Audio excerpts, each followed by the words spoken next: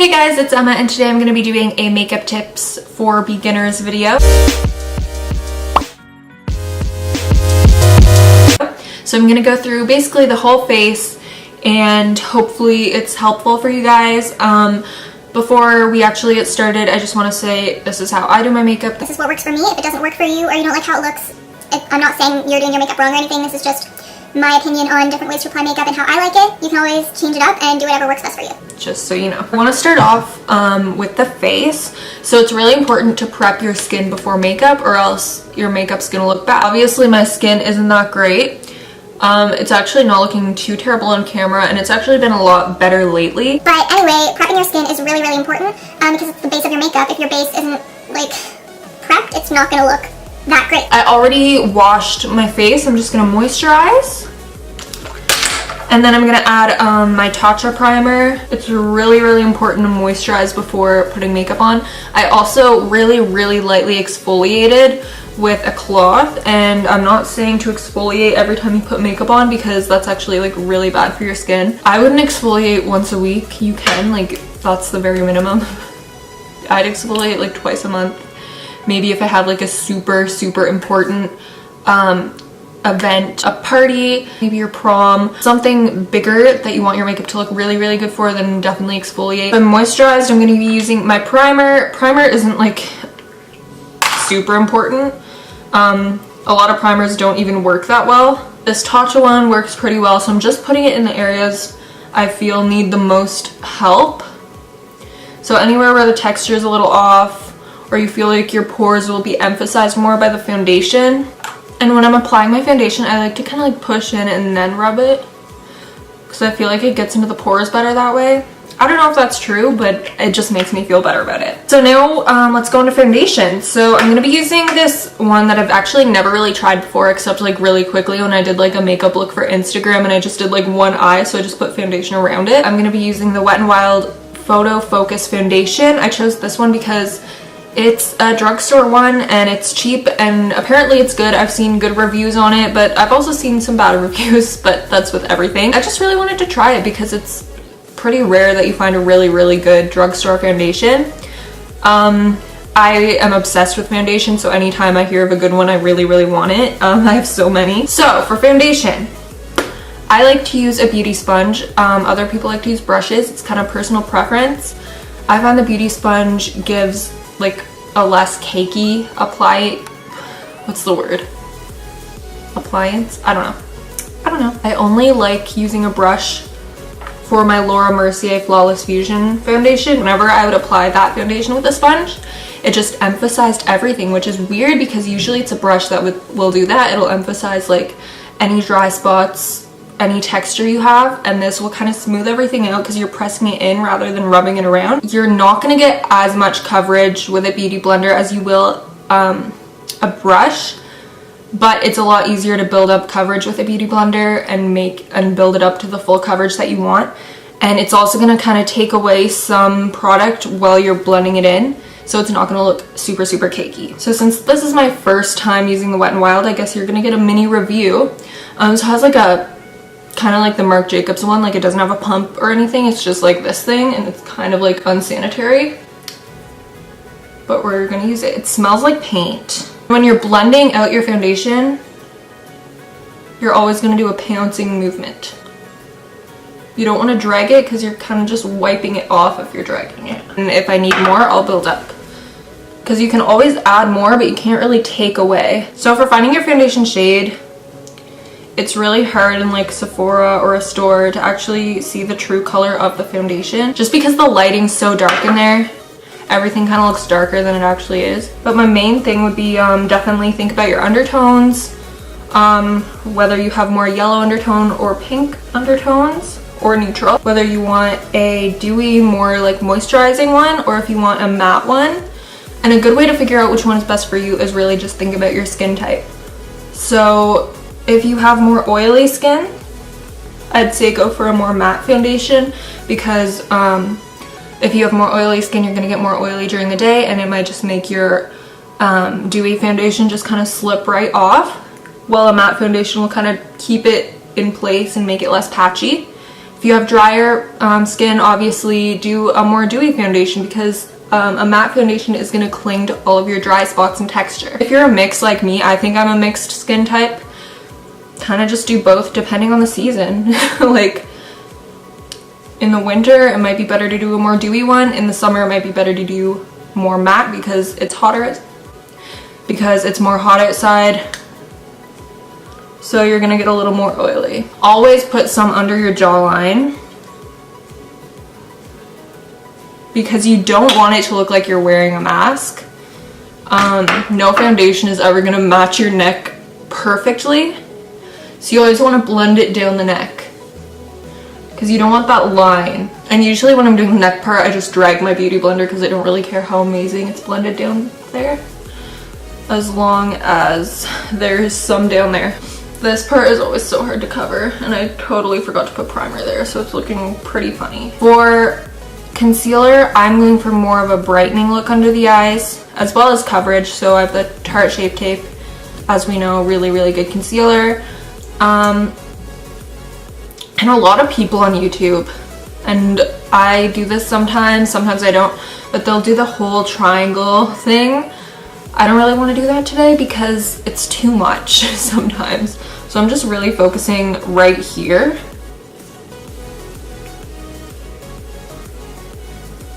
So I'm doing kind of a mini triangle. And then on the nose, the forehead, the chin, and then just right under the nose, because I get a lot of redness right there. So anywhere you have redness or you want to brighten up, I like to keep the concealer in the middle part of my face so that it's like bright here and a little darker around. It gives a little bit more dimension. When I'm blending, I like to try and keep it around here as much as I can and then blend it out. And blend out in that triangle shape instead of drawing that whole triangle there. Blend out in the triangle shape because it'll just be a lot less cakey that way. And then I kind of just blend over my eye sometimes, and it works as like a primer for your eyeshadow. Again, blending out in a triangle shape instead of making that huge triangle shape all over. And with this sponge, it has this nice flat end, which makes it really easy to get like right under the nose and in this little like crease area. So next I'm going to go into powdering my face. I like to use the Laura Mercier translucent setting powder. Sorry, I keep looking in the viewfinder. I just did it again when I said that. And we're going to set our under eyes with that and anywhere else we put concealer. And before I do that, I like to just make sure I smooth out the under eyes again, because we don't want it to crease. Cool. And then anywhere else we put concealer, we just want to put a nice layer of powder. This just helps to set the concealer and make sure it doesn't go all creasy. I like to try and get that done as soon as I get the concealer down, because nobody wants creasy under eyes. Obviously we all have a line under our eyes. That's not what I mean when I say crease. I mean, I don't want like the concealer to crease. And I'm just gonna put a little more powder everywhere else just to set the rest of the face. Some people don't do this, but I don't know, I don't really like the feeling of like wet foundation. I like it to all be like set down. I could have also showed you guys how to bake in this, but it's pretty self-explanatory. You basically just put the powder on everywhere you put concealer and leave it on for like 5-ish minutes and then wipe it off, and it's pretty cool. I just put powder everywhere. Wow, love that. Okay, so usually before I start on anything else on my face, I like to go in with eyebrows. You guys don't have to listen to my advice on eyebrows, because we all know my eyebrows don't like to cooperate or ever look good. But my main thing is brush the hairs upwards so you can see the natural line of your eyebrow. And just follow that natural line very, very lightly. I like to go a little darker towards the tail than at the front. And then I just do a few upward strokes at the front area just because it's kind of a little bit sparse over here. And then upward strokes throughout the end of the brow. Brush that up again.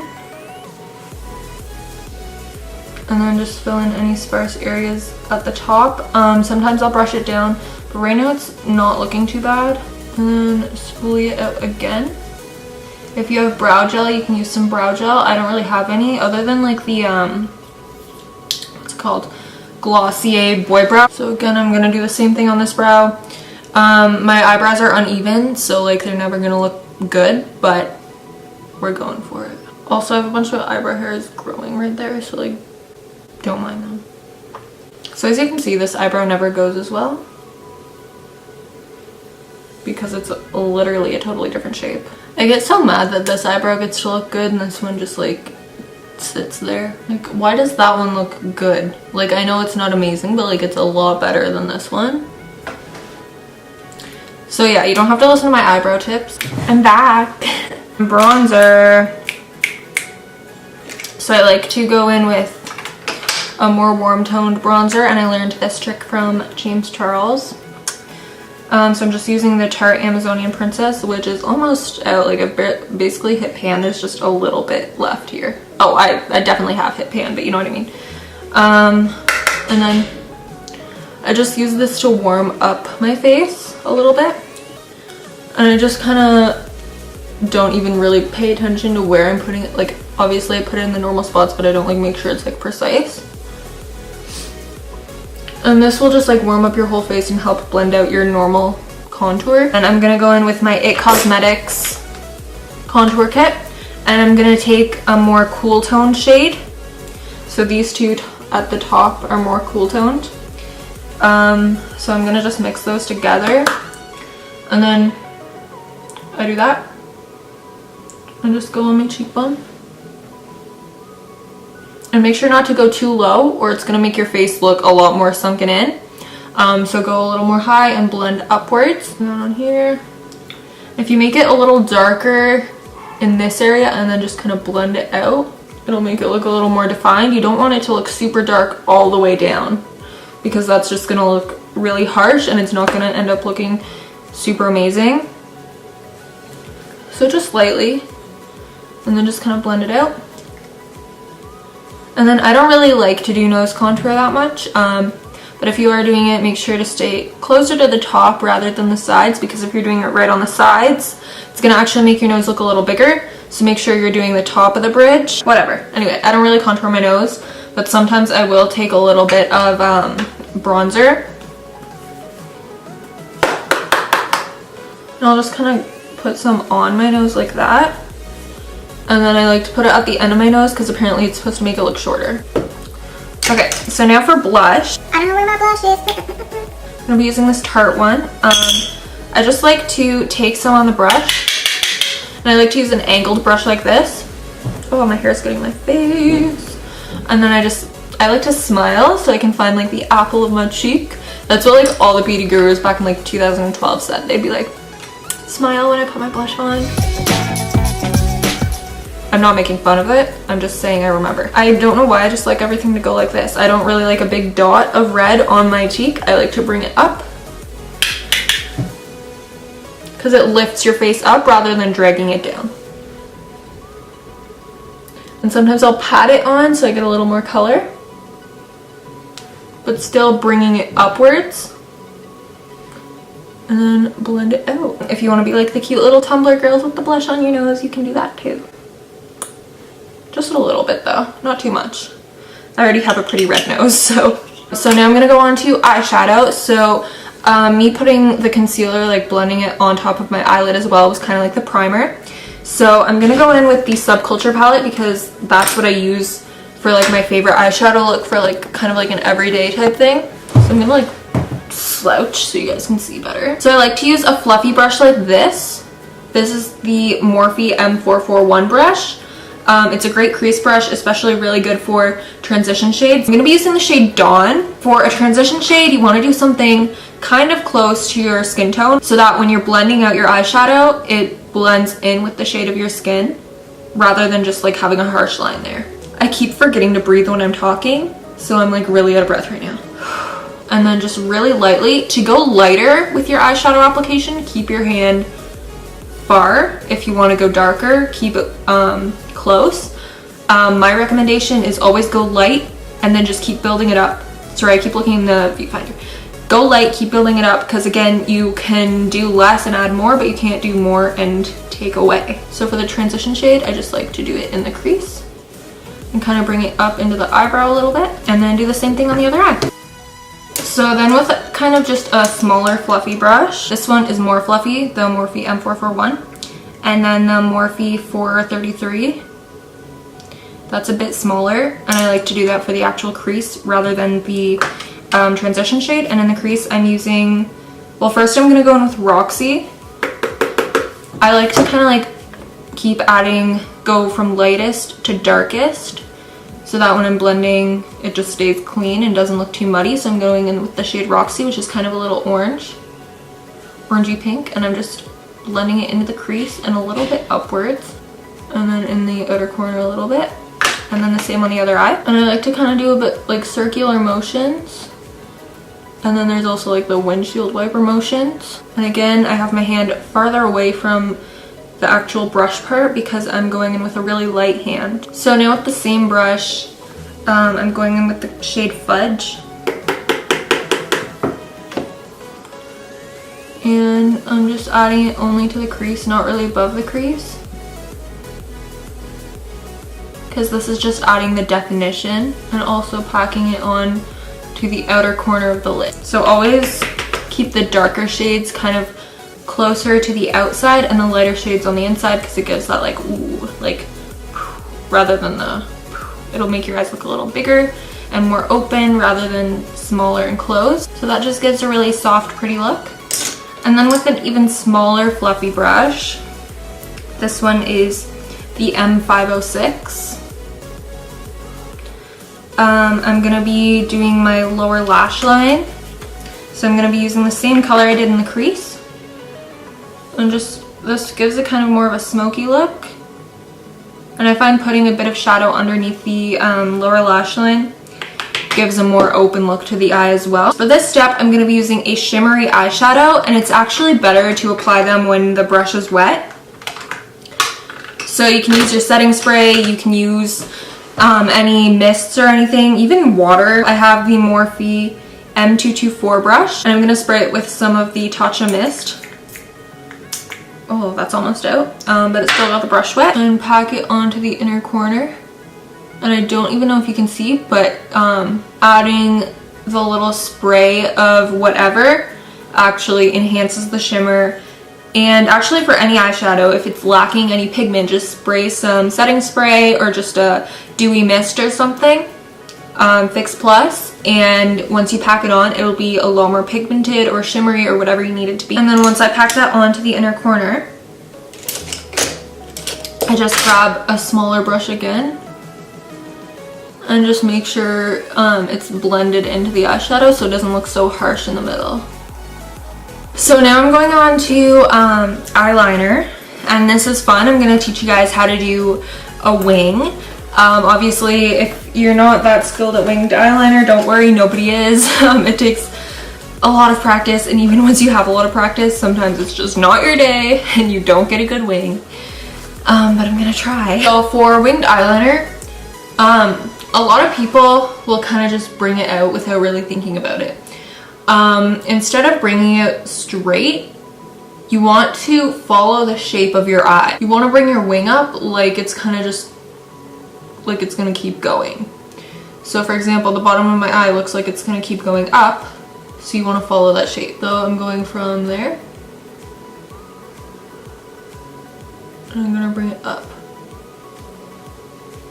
Because you want to bring your eyes up, you want to lift them. You don't want to drag them down or drag them out. You want to lift them. So I kind of do it like really, really lightly at first, and then I fill it in. And then just draw the line to connect to the wing. I'm gonna be honest, sometimes with winged eyeliner, I will cheat and I will use tape because I want it to look good. So in that case, I'll take the tape and make sure it's lining up with that part of my eye again, going up like it's continuing the line. And then I just trace in my eyeliner because it's easier that way. So after eyeliner, we all know what comes next. It's eyelashes. So I actually went out and bought these eyelashes today because I was all out. So these ones are actually Ardell. I was really surprised. I actually saw someone wearing it and I was like what brand are those? Those are so nice. And she's like, they're Ardell. and I'm like, what? And I'm like, those look like they're like high-end eyelashes. So I got them at a beauty supply store. They weren't actually in the normal drugstore, these ones specifically. They're the Ardell 3D Foam Ink Multi-Dimensional Lightweight Invisiband in 852, in case you're interested. These are them. And they look a little crazy on camera, but they're not. If you're looking for some cheap lashes that are really, really cute, get these ones because they're not expensive at all. It's not like a high-end lash that's gonna cost a lot of money. When applying false lashes, obviously they're not gonna fit your eye perfectly. You're gonna take it and you're just gonna see how much you need to cut off, because you always want to trim your eyelashes so you don't have like those spots that are like falling off. So I'm gonna start trimming off the end, and always trim from the end, not the beginning. So I think that looks good. And you can measure out your other eye too, or you can just trim off the same amount. Before applying your lashes, you want to do just a little coat of mascara. I'm gonna take my eyelash and hold it in the middle like this with my tweezers. And I'm gonna take my lash glue. That was loud. And I'm gonna take my lash glue and I'm gonna apply it. And I like to like really heavily apply it on the outer and inner corner part, because that's where eyelashes like to come off. And once you have the glue on there, you just want to wait a few minutes, not even a few minutes, probably like 1 minute for the glue to get tacky, and then put it on, because if you don't wait for it to get tacky and you just put it right on and you make a mistake, then it's gonna be a lot more messy than it would be if you waited. So I have my mirror really close. And I'm gonna start by applying it right to the middle first, and then bringing in the inner corner,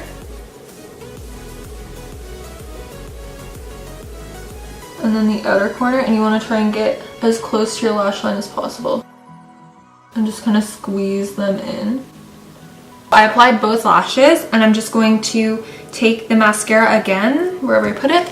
There it is. And I'm just gonna lightly apply some mascara, but only to the base, because you don't want to ruin your lashes. But I'm just doing this to blend my natural lashes and the false ones together. So now that I've let my lip balm set in, I'll zoom in again. And so I like to go in really, really thin, especially with this Anastasia one. I find it's kind of a thick consistency, so you want to go in thin. Otherwise, when you're wearing a liquid lipstick, if you go in really thick, it might get really clumpy, especially around here. So once it's applied, I also like to try and get some in here, but a really thin layer, and then go like this for a few seconds so it dries. I just like to do that because otherwise you get that line in there and that never really looks that great. I didn't really full on like do that part, but like whatever. The last thing I'm gonna do today is highlighter. Basically the same thing as a shimmery eyeshadow or an eyeshadow that needs more pigment. I like to spray the brush or spray my face first and then put the highlighter on. I'm just gonna spray the brush. So I'm gonna take the Anastasia Glow Kit. I'm just gonna take one of the shades in here, and you'll see the difference between just putting it on normally and adding the spray. I don't even know if you can see it. I think you can. But as you can see, it's really, really glowy when you add the spray. But basically for highlighter, you want to put it anywhere like the sun would like reflect, so any high points of your face, and we're all done. So those are some tips. I hope it helped. I hope I explained some things well. I feel like at one point I kind of just forgot I was doing tips and kind of just told you what I was doing, but hopefully that is a tip.